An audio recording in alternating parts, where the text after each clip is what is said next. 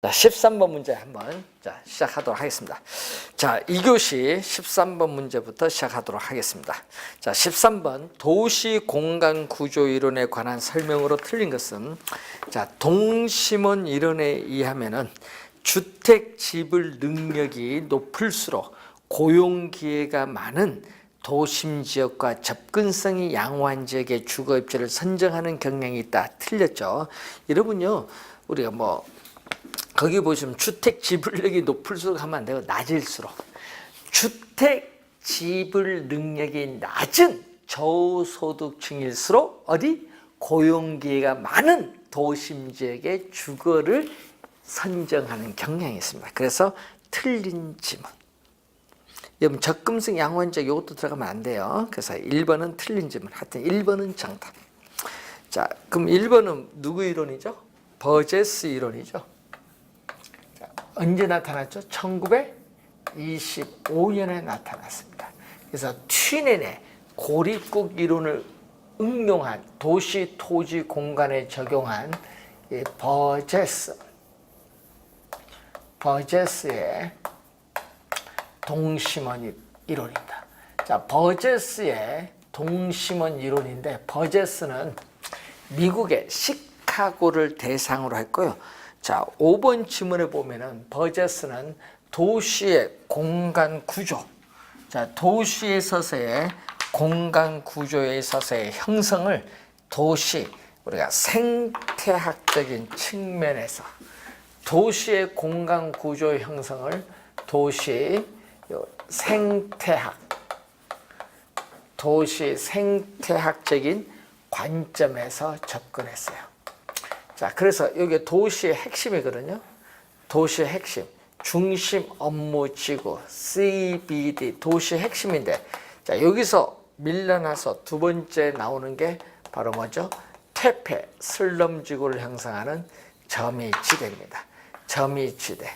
세 번째는 저소득, 우리가 공장 근로자들이 거주하는 저소득 주거지역. 네 번째는 중상층 이상이 거주하는 고소득 주거지역. 다섯 번째는 우리가 교외에 통근자들이 거주하는 통근자 지역을 의미하는데, 이렇게 도시의 핵심으로부터 몇 개 모든 방향으로 균일하게 동심원상으로 5개의 지구로 분화되면서 성장하는데, 이 도시 생태학적인 관점이죠.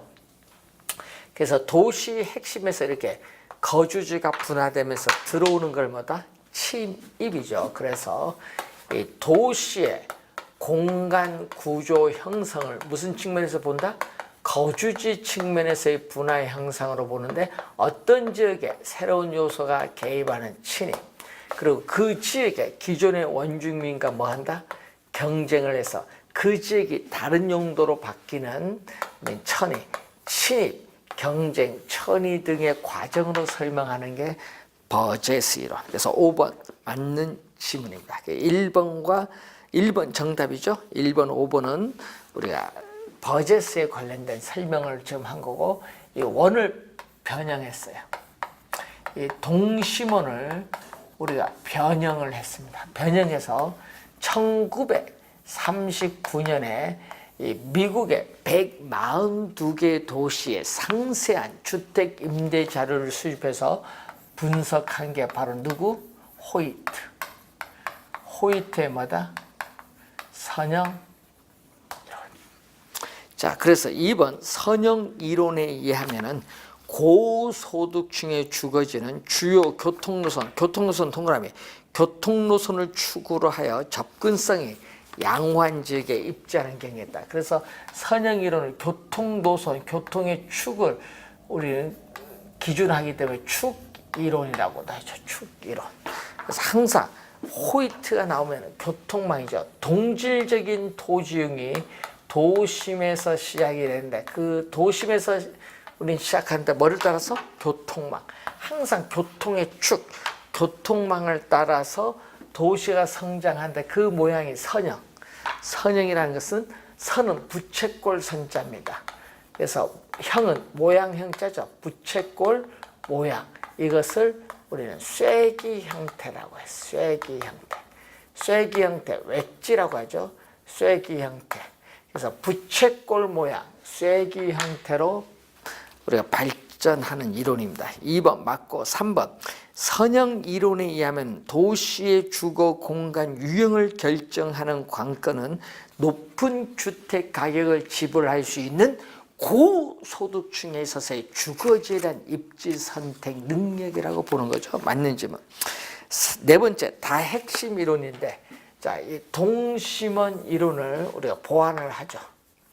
동심원 이론을 보완해서 1945년에 나타났습니다. 맥켄지라는 학자의 주창을 하고요. 이 해리스와 울만. 자, 이 해리스와 울만의 연구에서 나타나는 다 핵심 이론. 그러니까 하나의 핵심이 아니라 여러 개의 핵심이죠. 도심의 기능이 분화되면서 부도심이 형성돼요. 따라서 대도시나 거대 도시 설명에 적합한 이론이죠. 그래서 이 다핵심 이론에서 도시 토지 이용의 패턴, 유형은 단일 핵심, 이렇게 단일 핵심의 주위에서 형성되는 것이 아니라 몇 개 이산, 흩어져 있는 이산되는 핵심과 그 주위에 형성된다고 했다. 개념 맞습니다. 그래서 정답은 몇 번? 1번이 정답. 14번. 이 지대 이론에 관한 설명으로 틀린 것은 리카도는 비옥도의 차이에 따라 지대의 차이가 발생한다는 차액지대설을 주장을 했죠. 자, 리카도는 고전학파입니다. 리카도는 이 고전학파의 대표적인 학자가 데이비드 리카도죠. 리카도의 차액지대설입니다. 그래서 영국에서의 우리는 농업용 토지에 있어서의 이 비옥도의 차이, 이 비옥도의 차이에 따라서 이 농업용 토지의 단위 면적당 수확량, 이 생산성의 이 차이, 단위 면적당 수확량, 생산성의 이 차이가 뭐를 가져온다? 바로 이 지대의 차이를 가져오죠. 그래서 리카도는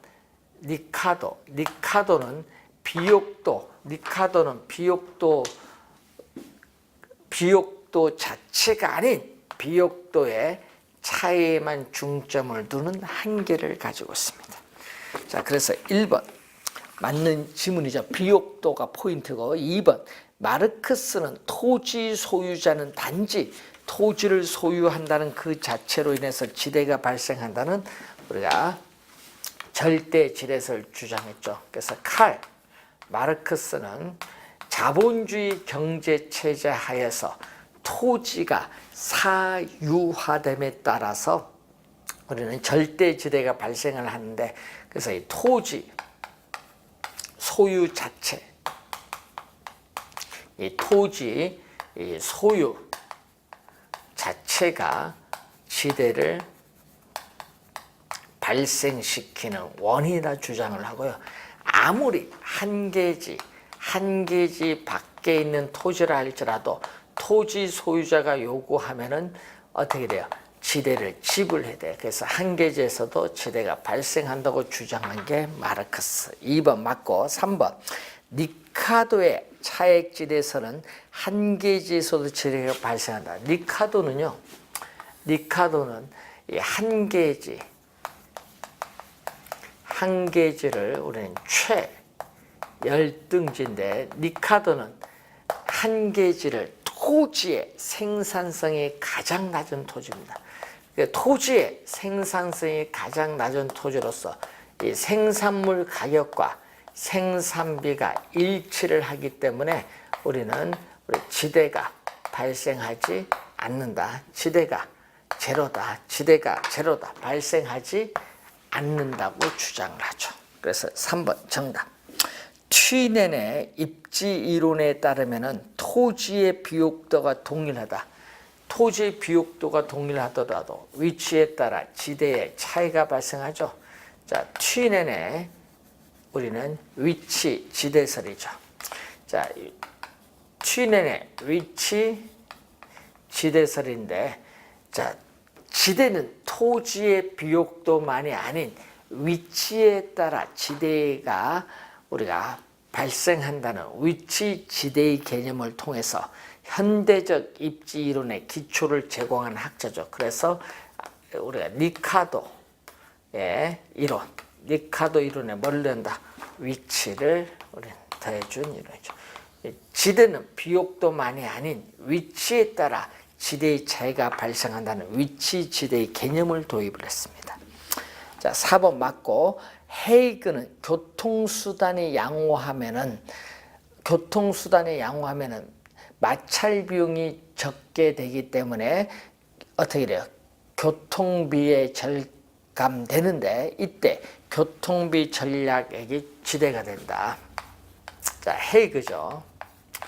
자, 헤이그는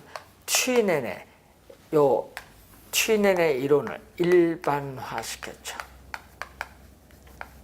자, 이 튀넨의 이론을 일반화시킨 이론이 헤이그입니다. 그래서 헤이그는 튀넨의 농업토지 이론을 도시토지 공간에 적용시킨 건데, 마찰 비용 이론이죠.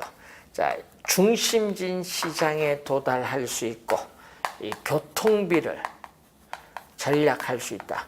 이 교통비를 전략할 수 있는 경우에 이 교통비 전략액이 토지 소유자가 이용자에게 부과하는 금액 지대라고 주장하죠. 이때 마찰 비용으로서 우리는 지대와 교통비의 합으로 구성되어 있다. 이렇게 보시면 되겠습니다. 5번 맞는 지문이죠. 3번 정답입니다. 15번 부동산 정책에 관한 설명으로 틀린 것은 정부는 시장의 실패를 보완하고 자원 배분의 효율성을 높이기 위해서 부동산 시장에 개입을 할 수 있다. 맞는 지문이죠. 정부의 시장 개입은 사회적 후생의 손실을 낳을 수 있다. 예를 들면 세금 부과하는 경우. 자, 마이너스 V 외부 효과가 발생하는 경우 세금 부과, 예를 들면 공해세와 같은 세금 부과나 토지 이용 규제 등을 통해서 자원 배분의 비효율성을 감소시킬 수 있습니다. 맞는 점은 지역지구제의 목적은 토지 이용에 수반되는 정이 아니라 부입니다. 부. 그래서 틀린 질문이죠. 자, 지역지구제 용도, 우리가 이 지역지구제를 실시하는 목적은 토지 이용에 수반되는 바람직스럽지 못한 토지 이용 활동이 뭐를 제거한다? 부. 시험에는 이걸 뭘로 출제를 많이 한다? 플러스로 많이 출제합니다.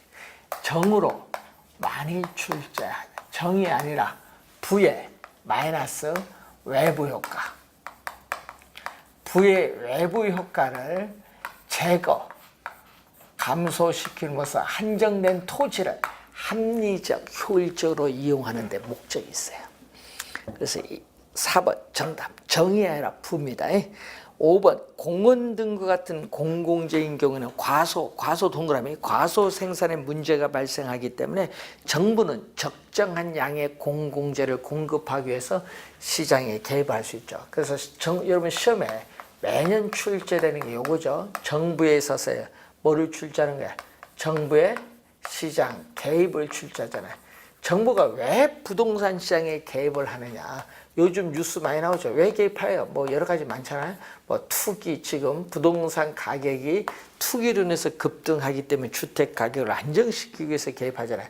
이유, 근거, 필요성, 이런 내용들이 우리 시험에 출제하는데 원래 반드시 출제를 해요. 그 중에서 뭐가 있다? 우리 시장의 실패란 게 있거든요. 이 시장에서 어떤 외부 요인에 의해서 자원이 비효율적으로 배분이 이루어지는 상태를 시장의 실패인데, 이 시장의 실패를 우리는 시장의 실패를 보완하기 위해서 우리는 시장에 개입을 한다. 근데 이 시장 실패의 원인, 이 시장 실패의 원인이 많거든요. 규모의 경제가 작용하는 경우, 독과점 같은 불안정 경쟁 기업이 존재하는 경우, 또 외부 효과가 존재하는 경우, 자, 외부 효과가 존재하는 경우, 또 공공재가 존재하는 경우가 있어요. 자, 이때 주의해야 될 것은 공공재인데, 자, 공공재 시험에 나오면 주의해야 될 게 있어요. 공공재는 어떤 상품을 공공재라고 하냐? 공공재가 가지는 특성이 두 가지가 있어요. 우선은 이 소비에 있어서의 비경합성. 자, 여러분이 소비에 있어서 우리는 어떤 사람이 소비하더라도 편익은 줄어들지 않아요. 본인이 소비한다고 해서 비경합성, 공동 소비가 나타나고, 또 소비에 있어서 공공재를 소비한다고 해서 다른 사람의 소비를 배제시킬 수 없습니다. 소비의 비배제성. 자, 이 소비의 비경합성, 비배제성, 이 두 가지 특성을 가진 재화를 공공재인데, 이 공공재의 생산을 이 민간의 시장 기구에 맡기면, 자, 공공재의 생산을 민간의 시장 기구에 맡기면은 공공재를 생산하는데 수익자 부담의 원칙에 따라서 비용을 지불해야 돼요. 그렇기 때문에 속으로는 공공재가 필요함에도 불구하고 밖으로는 공공재에 대한 수요, 선호를 나타내지 않죠. 그렇기 때문에 사회적으로 필요한 양보다는 적게 과소 생산, 공급되는 경향이 있다. 시험에는 또 과대도 많이 내죠. 과대가 아니라 과소 생산, 공급되는 경향이 있다. 자, 5번 주의 좀 해두셔야 되고 4번 정답. 자, 16번 부동산 정책과 관련된 다음 설명 중 틀린 것은 토지 거래 계약에 관한 허가 구역은 토지의 투기적 거래가 성행하거나 지가가 급격히 상승하는 지역 또는 우려가 있는 지역을 대상으로 지정을 합니다. 맞는 질문. 주택법에 의해서 투기 과열지구로 지정될 경우에 투기 과열지구 안에서 사업 주체가 건설, 공급하는 주택의 입주자로 선정된 지유에 대하여는 전매 제한 조치를 취할 수 있다. 자, 여러분 주택법에서 투기 과열지구로 지정 요즘 많이 하고 있죠. 분양권 전매 제한을 합니다. 자, 개발권 양도 제도란 개발 제한으로 인해서 규제되는 보전 지역에서 발생하는 토지 소유자의 손실을 보전하기 위한 제도가 바로 뭐가 돼? TDR이죠. 그래서 이 토지 이용 규제, 사회적으로 바람직스럽지 못한 토지 이용을 바람직한 방향으로 유도하기 위한 토지 이용 규제의 대표적 수단이 바로 뭐죠? 지역, 지구제라든지 개발권, 지역 지구제라든지 개발권 양도 제도를 말하는데, 자, 시험에 3번 출제된 내용이 뭐죠? 개발권 양도 제도에서 3번 출제를 한 내용이 우리나라에서는 현재 우리나라에서 개발권 양도에 관한 법률이 없죠. 현재 우리나라에서 시행되고 있지 않다라는 거 주의하셔야겠죠. 이걸 계속 출제를 지금 하고 있다는 내용이죠.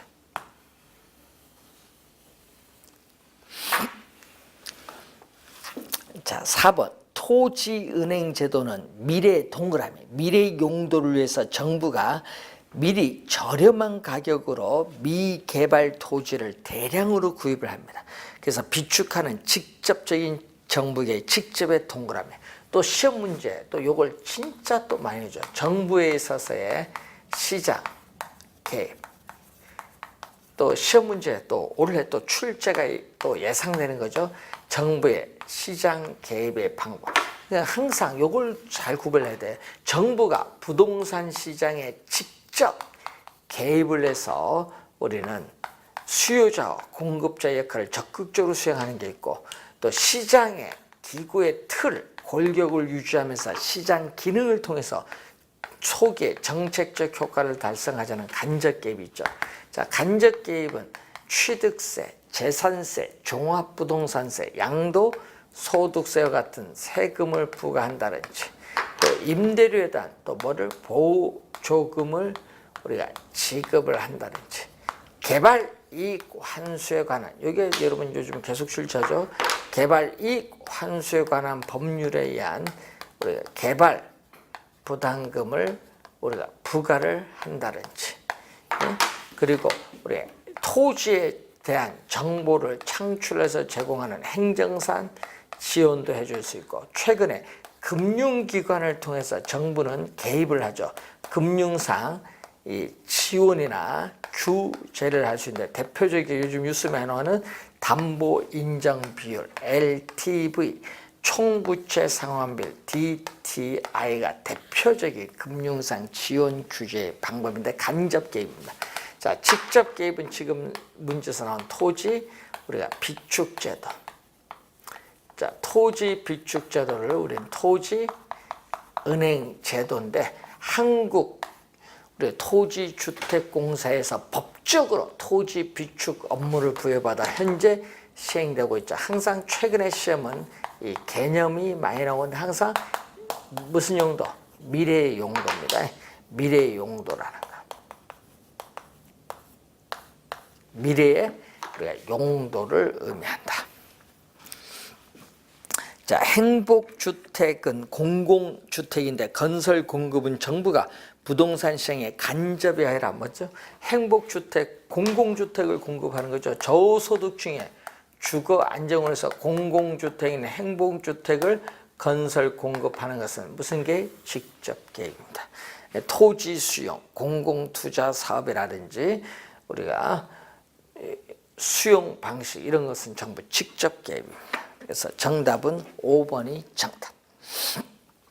자, 17번. 임대주택 정책에 관한 설명으로 틀린 것은, 정부가 임대료 상승을 균형 가격 이하로 규제하면은 단기적으로는 임대주택 공급량이 변하지 않죠. 단기적으로는 어떻게 돼요? 단기적으로는 공급이 고정됐잖아요. 이렇게 단기적으로는 임대주택 공급이 이렇게 고정됐어요. 단기적으로는 공급이 고정되어 있죠. 그러면은 이 시장의 수요와 공급이 만나는 점이 시장의 균형 임대료인데, 이 임대료가 너무 높다.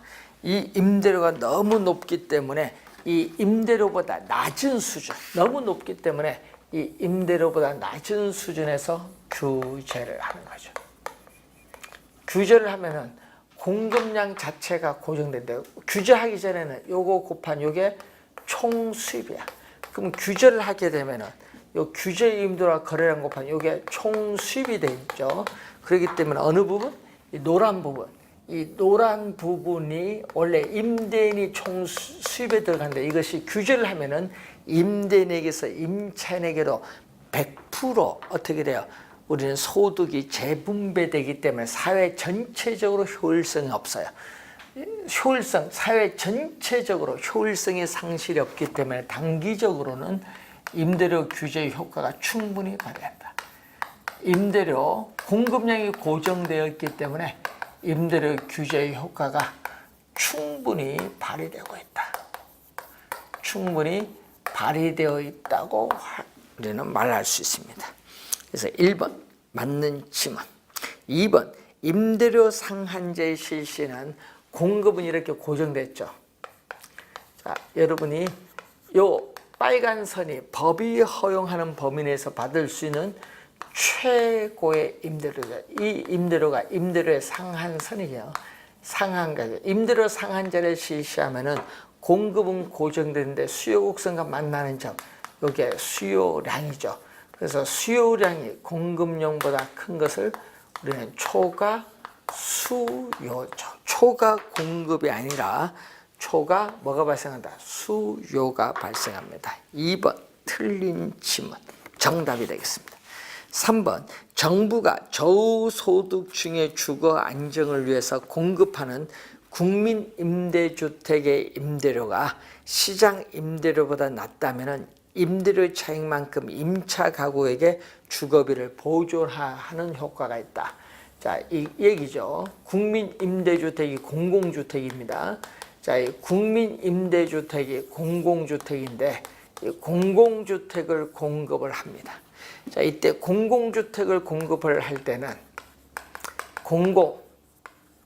공공주택에서의 임대료, 공공주택의 임대료를 민간 임대주택, 자, 민간 임대주택에서의 시장 임대료보다 훨씬 낮게 공급해요. 예를 들면 이게 뭐 60만 원이면 이게 20만 원 이렇게 낮게 공급해요. 임대료를 공공주택, 민간 임대주택 임대료를 달리 매기는 걸 뭐죠? 임대료에 대한 이중 가격을 형성을 해서 공공주택을 공급해요. 그러면 요 임대료 40만 원이죠. 이 임대료의 차액만큼 저소득 임차인에게 주거비 주택 임대료죠. 주거비 주택 임대료에 대한 주거비 주택 임대료에 대한 보조 효과가 있다. 자, 이 지문이 3번 지문 맞습니다. 4번 정부가 임차인에게 임대료를 직접 보조해 준다. 이 얘기죠. 자, 임대료를 보조해 주면은 수요와 공급이 만난 점에서 지금 임대료가 알제로예요. 임대료가 이게 균형인데 임대료를 보조해 주면은 저소득층의 실질 소득이 증가하는데 공급은 단계는 변화가 없어. 공급은 단계에 변화가 없어 고정되는데 수요가 실질 소득이 높아지면서 수요가 증가하면은 이 크기만큼 임대주택에 대한 초과 수요가 발생을 하죠. 그래서 초과 수요자들의 경쟁에서 임대료는 R제로에서 R1으로 상승합니다. 그러면 임대주택을 소유한 사람은 임대료 상승에 따르는 불로소득 초과 이윤을 얻어요. 초과 이윤을 얻기 때문에 우리가 고소득층이 사용하던 주택이 하향 여과된다. 언제까지? 임대료가 다시 원래의 수준으로 하락할 때까지 하향 여과되면서 우리 이렇게 임대주택 공급은 하향 여과되면서 공급량은 장기적으로 증가한다. 장기적으로 이렇게 공급은 증가합니다. 맨 끝에 중요한 거죠. 그래서 맞는 질문이 됩니다. 그래서 이렇게 단기적으로는 임대료가 상승하고 장기적으로 임대료가 이렇게 뭐다? 원래의 수준까지 하락을 한다. 자, 5번 주택 바우처 제도는 임대료 보조를 교환권은 쿠폰입니다. 쿠폰으로 지급하는 제도를 말하는데 우리나라에서는 저소득 가구의 주택 임대료를 일부 지원해 주는 방식으로 지금 현재 운영되고 있습니다. 맞는 질문이죠. 일종의 주거급여죠. 주택 바우처 제도는 일종의 주거급여입니다. 자, 18번 부동산 조세에 관한 설명으로 틀린 것은 조세 부과는 수요자, 공급자 모두에게 세금을 부담하게 하나 상대적으로 가격 탄력성이 낮은 쪽, 낮은 동그라미, 낮은 것은 비탄력적. 자, 그러면은 비탄력적. 예를 들어서 이렇게 쓸 수 있죠. 자, 수요 곡선의 기울기가 급하면 비탄력적. 수요 곡선의 기울기가 급하면 비탄력적. 공급 곡선의 기울기가 완만하면 탄력적. 자, 공급 곡선의 기울기가 완만하면 탄력적. 자, 여기서 세금을 부과하면은 세금액만큼 공급 곡선이 수직으로 상향 이동하죠. 그럼 새로운 균형점에서 우리는 임대료 상승을 통해서 이 부분은 누가 부담? 수요자가 세금을 부담을 해요. 그럼 이 부분은 누가? 공급자가 부담하죠. 그래서 공급이 탄력적일 때는 공급자가 세금을 적게 부담하게 유리하다. 탄유. 공급자가 탄력적일 때는 공급자가 세금을 적게 부담하기 때문에 유리하다. 탄유. 그래서 여러분이 암기 늘 하고 있죠. 탄유. 그래서 1번 어떻게 돼요? 맞는 질문. 양도소득세가 중과가 되면은 주택 소유자는 주택을 처분하면 세금을 많이 내야 돼. 처분을 안 합니다. 주택 공급의 동결 효과로 인해서 오히려 주택 가격이 상승할 수도 있습니다. 하락한다니까 틀렸어요. 상승할 수도 있다. 2번 정답. 수요 곡선이 완전 탄력적이다. 3번 질문이 이거거든요. 수요 곡선이 완전 탄력적일 때는 이렇게 뭐가 된다? 수평선. 자, 완전 탄력적일 때는 수평선. 자, 이 수평선일 때 어떻게 돼요? 공급자에게 세금을 부과를 이렇게 하더라도 어떻게 돼요? 새로운 균형점에서 가격은 변하지 않죠? 가격은 변하지 않아요. 가격은 불변이에요. 가격은 변하지 않는다는 것은 수요자에게 가격 인상을 통해서 조세를 증가시킬 수는 없다. 조세를 증가시킬 수는 없어요. 그래서 3번 맞는 질문. 4번 헨리 조지의 주장에 의하면은 토지는 공급이 완전 비탄력적이다. 이렇게 토지에 있어서의 공급이 완전 비탄력적이다. 완전 비탄력적인 수직선이라는 것은 현재 이용되고 있는 용도 이외의 다른 용도는 이용하지 못하죠. 그래서 토지 보유세를 부과하더라도 토지에 대한 보유세를 부과하더라도 공급이 고정되어 있어요. 자, 토지 공급량 자체가 변화가 없어요. 공급 곡선이 수직선이기 때문에 토지 공급량 자체는 변화가 없다. 그렇기 때문에 우리는 수요자에게 가격 인상을 통해서 조세를 증가시킬 수 없기 때문에 우리는 토지 시장에서 자원 배분의 왜곡을 초래하지 않는 이 세금을 효율적 세금이라고 하죠. 그래서 맞는 질문. 부동산 조세는 주택 문제를 해결하는 기능이 있죠. 고가주택에 대해서는 세금을 중과세함으로써 고가주택 공급을 억제하고 임대주택 공급에 대해서는 조세를 감면함으로써 임대주택 공급을 증가시킴으로써 주택 문제를 해결하는 기능을 가지고 있습니다. 자, 19번 문제. 부동산 투자의 위험과 수익에 관한 설명으로 틀린 것은 자, 부동산 투자에서 일반적으로 위험과 수익은 비례 관계를 가지고 있다. 비례 동그라미. 자, 비례 동그라미 치면 이 얘기죠. 위험, 기대, 수익률 평면에서 위험이 제로일 때 우리는 얻을 수 있는 요 수익률이 무위험률이죠.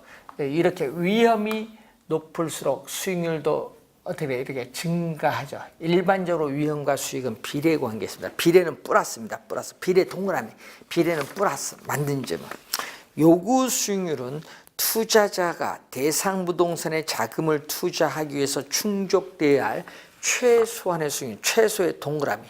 요거 27회 시험에는 최대로 출제했죠. 최소한의 수익률로서 투자 주체에 따라 요구 수익률은 달라질 수 있기 때문에 요구 수익률을 주관적 수익률이라고 합니다. 그리고 요구 수익률은 기회비용 개념입니다. 그래서 2번 맞고 3번 수익률의 분포가 정규 분포다. 자, 3번 이 얘기거든요. 수익률의 분포가 이렇게 평균을 중심으로 좌우 평균 기대의 수익률을 중심으로 좌우 대칭인 이 곡선을 뭐라고 한다? 정규 분포 곡선이에요. 정규 분포 곡선. 그래서 우리의 수익률의 분산이나 표준 편차로 위험을 측정할 수 있다. 위험의 측정 맞습니다. 민감도 분석은 투자 효과를 분석하는 모형의 투입 요소가 변함에 따라 그 결과치는 뭐죠? 수익성. 그 결과치인 수익성이 어떠한 영향을 받는가를 분석하죠. 자, 25회도 출제했고 27회도 또 출제한 지문이죠. 자, 위험 관리 방향으로 우리는 요구 수익률을 하향 조정한다. 그래서 여러분이 우리가 보수적인 예측 방법이라는 게 있어요. 자, 위험을 처리하는 방법 중에 보수적 예측 방법이 있죠. 자, 보수적 예측 방법은 것은 부동산 투자로부터 장래 기대되는 수익률을 최대, 중간, 최소로 측정을 해서 뭐를 기준? 이 최소의 기대 수익률을 뭐와 비교한다? 요구 수익률과 비교해서 투자 결정을 하는 방법을 보수적 예측 방법이에요. 그러니까 뭘 한다? 이 기대 수익률을 최소로 가야 되니까 하향, 요구 수익률이 아니라 기대 수익률을 하향 조정해야 돼. 하향. 그리고 민감도 평균은 수익이고 분산은 위험입니다. 평균, 분산, 분사. 평균은 수익, 위험은 분산. 기대의 수익률을 상향에 하향에 아니라 뭐죠? 기대의 수익률을 요구 수익률이 아니라 기대의 수익률을 뭐한다? 하향 조정. 요구 수익률이 아니라 기대의 수익률을 하향 조정합니다. 5번 정답.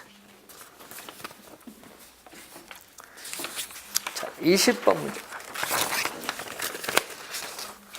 다음과 같은 조건에서 부동산 포트폴리오의 기대 수익률은 단 포트폴리오 비중 A 부동산 40%, B 부동산 60%다. 자, 그러면은 자, 이 기대 수익률은 또 올해 출제가 예상되는 문제거든요. 기대 수익률은 잘 구해야 되는데 A 부동산을 보면은 자, A 부동산의 기대 수익률은 얼마? 자, 포트폴리오를 구성하는 자산 A 부동산의 기대 수익률은 호황일 경우에 얼마? 불황일 경우에 A 부동산은 불황일 경우에 20%. 자, 불황일 경우에는 20%, 호황일 경우에는 70%. 자, 이때 호황일 경우에는 얼마? 각 경제 상황이 발생할 우리가 확률하고 불황일 경우는 몇 프로? 60%, 황일 경우는 40%, 26 얼마? 12%, 이건 74, 28%, 더해졌더니 몇 프로? 40%죠. A의 기대 수익률은 40%. 자, 그럼 B의 기대 수익률은 불황일 경우에는 몇 프로? 10%, 부당일 경우에는 10%, 황일 경우는 몇 프로? 30%. 자, 불황일 확률 60%, 황일 확률 40%. 그러면 6%에다가 12% 대조니까 얼마? 18%. 자, 이렇게 주어졌을 때 포트폴리오 기대 수익률이 얼마냐? 자,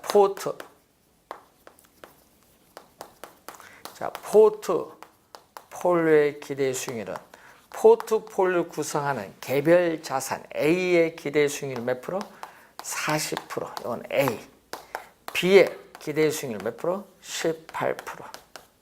자, 포트폴리오를 구성하는 개별 자산의 기대 수익률의 가중치인 뭐를? 가중치인 상대적 투자 비중인데 A 부동산은 전체 100%에서 몇 프로? 40%.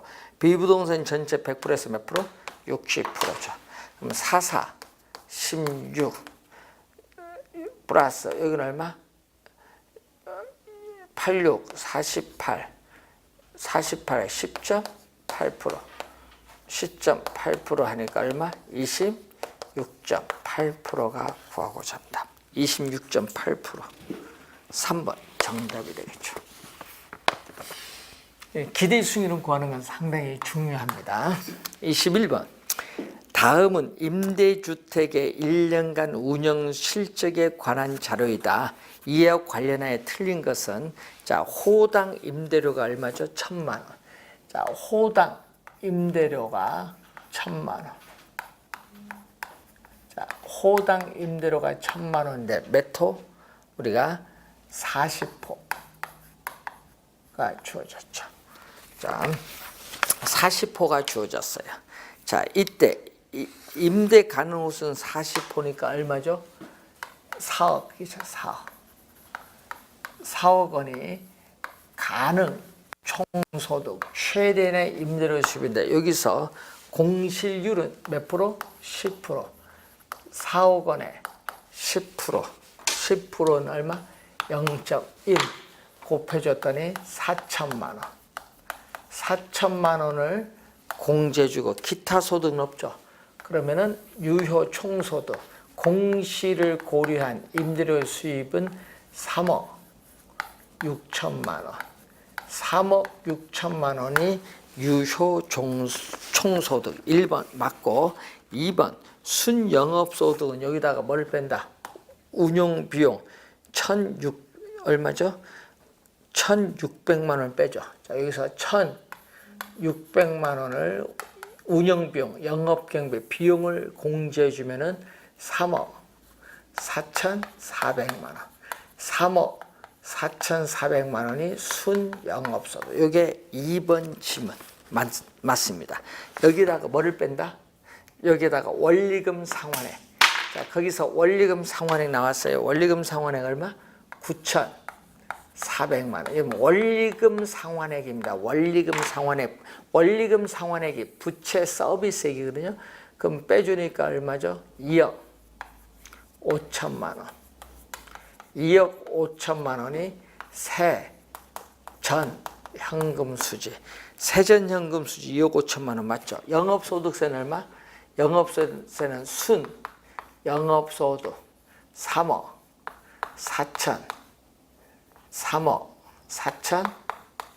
4,400만 원에서 뭐를 대체 충당금은 세금 공제 대상이 되지 않죠. 요거는 지금 문제에서 없잖아요. 제로. 그리고 이자 지급액과 감가상각액은 세금 공제의 대상이 되죠. 자, 이자 지급액 얼마? 융자이자 3,400만 원. 융자이자 3,400만 원. 또 부동산 사용에 따른 부동산 자체의 감가상각비 얼마? 1,000만 원. 요걸 해주니까 얼마죠? 4,400만 원이죠. 여기가 과세 소득 4,400 빼줬더니 얼마? 3억 원. 과세 소득 3억 원 곱하기 세율 영업소득세를 얼마? 30% 0.3을 곱해줬더니 얼마? 9천만 원. 자, 영업소득세는 9천만 원. 4번 틀렸네요. 영업소득세는 1억이 아니라 9천만 원입니다. 그럼 여기서 9천만 원을 빼면 얼마? 영업소득세 9천만 원을 빼줬더니 세후 ATCF 세후 현금 수지는 얼마? 1억 6천만 원. 1억 6천만 원. 정답은 4번이 정답. 자, 이런 유형의 문제. 자, 이렇게 박스 주어져 계산 5개 다 해야 되거든요. 이런 거는요, 답이 4, 5번에 있어요. 이런 유형 문제들. 그런 것도 하나 요령으로 알아두시면 되겠습니다. 22번 문제로 갑니다. 다음 표와 같은 투자 사업들이 있다. 이 사업들은 모두 사업 기간이 1년이며 사업 초기 1월 1일에 현금 지출만 발생을 하고 사업 말기에는 현금 유입만 발생한다. 할인율이 몇 프로? 7%다. 그래서 항상 시험 문제 보면요, 4가지가 꼭 나와요. A, B, C, D 꼭 4가지가 나오는데, 자, 이 초기 현금 지출 I가 나오거든요. 여기 얼마냐? 3천만 원, 1,000만 원, 1,500만 원, 1,500만 원이 나와요. 그리고 내년에 현금, 말기 현금 유입이 주어지는데 항상 시험 문제는 요걸 계산 잘해야죠. 요거. 뭐를? PV를 계산 잘해야 돼. 이 PV가 뭐죠? 현금 유입의 현가. 이거의 계산 잘해야 돼. 현금 유입의 현가를 우리는 PV. 현금 유입의 현가가 PV인데 이게 바로 뭐죠? 말기. 말기에 현금 유입. 자, 말기에 현금 유입을 뭘로 나눈다? 우리 할인율로 나눈다. 할인율이 7%. 7%니까 0.07. 사업 기간은 1년이니까 1승. 1.07로 나눠주면 돼. 자, 7,490만 원을 1.07로 나눠주면 얼마? 7,490만 원을 1.07로 나눠주면 얼마? 7천만 원?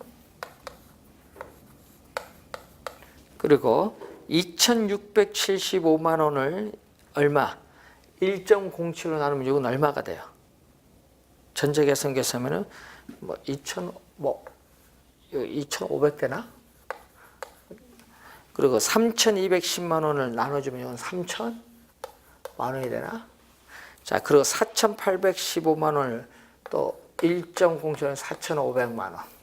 자, 그럼 문제에서 현금 순현가는 현금 유입의 현가에서 현금 유출의 현가를 뺀 거고, 수익성 지수는 PV를 I로 나눠준 게 수익성 지수지 뭐. 자, 그럼 얼마죠? 그래서 7,000에서 3,000을 빼니까 얼마? 4,000. 그리고 얼마? 2,500에서 1,000을 빼니까 1,500. 3,000에서 1,500 빼니까 1,500. 4,500에서 1,000 빼니까 3,000. 요거는 7,000을 얼마?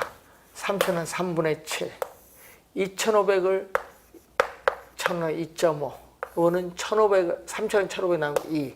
4,500, 1,500 나누니까 3. 이런 얘기지. B와 수의 순현재 가치는 1,500만 원으로 같습니다. 1번 맞고, 2번 수익성 지수가 가장 큰 건 얼마? 수익성 지수가 가장 큰 건 요거는 2.3 정도 되니까 얼마? 요게 가장 크죠. D. 순현재 가치가 가장 큰 건 A 맞고, A가 맞고, 수익성 지수가 가장 작은 거는 뭐? 요거 2인 C. 4번 정답이죠. D의 순현재 가치는 B 1,500의 2배 맞습니다. 그래서 정답은 4번이 정답. 이렇게 표를 가지고 또 해석하는 문제죠. 해석하는 문제 정답은 4, 5번에 있다는 걸 늘 염두에 두셔야 됩니다. 또 되게. 자, 23번. 부동산 투자 분석 기법에 대한 설명으로 옳은 것은 부채 감당률이 1보다 크다. 자, 부채 감당률. 매년 출제되는 또 중요한 용어죠. 자, 부채 감당률은 또 매년 출제되는 중요한 용어.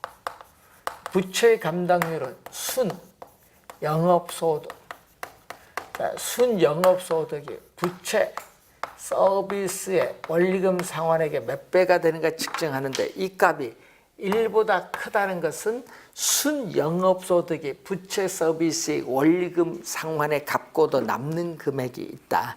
그래서 여러분이 부채의 할부금 밑줄, 부채의 할부금은 원리금 상환액입니다. 원리금 상환액을 상환하고도 남는 잔여액이 있다는 의미 맞는지 뭐. 자본환원율은 종합환원율입니다. 자본환원율은 종합환원율로서 순소득승수의 역수야. 순소득승수의 역수인데 지분이 아니라 뭐죠? 총입니다. 총 투자액에서 순영업소득이 차지하는 비율 틀렸고, 지분환원율은 지분배당률, 세전수익률입니다. 이거는 지분, 총이 아니라 지분 투자액에서 세전현금 수지가 차지하는 비율 또 틀렸고, 대부 비율이란 부동산 가격에 대한 원리금 상환액이 아니죠. 대출금, 원리금 상환액이 아니라 대출금의 비율. 또 부채 비율은 부채가 아니라 자본 총계에 대한 부채 총계의 비율. 그러니까 틀린 지문이죠. 1번 정답입니다. 24번 문제로 가는데, 24번 또 계산을 5개 또 다 해야 돼. 이런 경우는 또 답은 4, 5번에 있는 거예요. 항상 5개 계산 다 해야 됩니다. 자, 1번 저당 환원율을 묻죠. 저당 환원율인데 문제는 다음 1년간 현금 흐름 관련표에서 계산한 비율이 옳은 것. 다만 저당 대출은 원리금 요거죠. 자, 원리금 균등 분할 상환 CPM, 원리금 균등 분할 상환 조건이며 실제 잠재 총소득과 유효 총소득의 차이는 공실로 인한다. 자, 이럴 경우는 어떻게 곱하죠? 원리금 상환액. 원리금 상환액 부채 서비스액은 대출금에 뭐를 곱해준 거? 저당 상수를 곱해준 거. 자, 저당 상수가 저당 환원율이죠. 그러면 저당 상수 저당 환원율은 나눠주죠. 대출금 얼마? 대출금은 부동산 가격 단위 1,000원이니까 공 3개 붙이면 돼요. 10억 원에서 대출 비율 80% 8억이야. 그럼 대출금은 얼마? 대출금은 8억. 대출금은 8억 원. 대출 비율은 대부 비율이거든요. 80%니까 8억 원. 예? 대출금 8억에 원리금 상환액 문제에서 얼마? 원리금 상환액은 거기에 6천만 원 순영업소득 6천만 원에서 뭐를 빼주면 돼? 세전현금 흐름 2천만 원을 빼주면 되죠. 세전 순영업소득에서 세전현금 흐름을 빼면 원리금 상환액 부채 서비스에 곱하기 100을 해주니까 얼마? 공 2개 없어지죠? 그럼 얼마? 800만 원 위에 4천만 원 4천만 원 800만 원 나누니까 몇 프로? 5%. 1번 틀린 지문. 2번 지분 환원율. 지분 환원율을 뭐라고 하죠?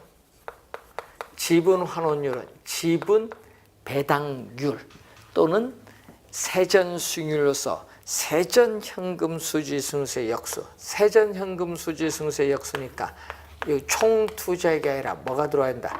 지분 투자액에 대해서 뭐가 차지하는 비율? 세전 현금 수지. 지분 얼마? 부동산 가격 10억에서 대출금 8억을 뺀 지분 투자액은 2억 원. 2억 원 중에서 세전 현금 흐름 얼마? 2천만 원. 곱하기 100을 했을 때 몇 프로? 10%. 10%. 2번도 틀렸고. 3번 공실률. 공실률은 가능 총소득. 가능 총소득에서 공실이 차지하는 비율인데 가능 총소득 얼마? 잠재 총소득이 가능 총소득 1억 원. 1억 원에서 우리 공실은 가능 총소득에서 뭘 뺀다? 유효 총소득 9,500만 원. 유효 가능 총소득과 유효 총소득의 차이가 공실이야. 그럼 1억 원에 500만 원이죠. 1억 원에 500만 원 해줬더니 얼마? 5%. 5%. 3번도 틀렸고 4번 영업경비 비율. 영업경비 비율은 가능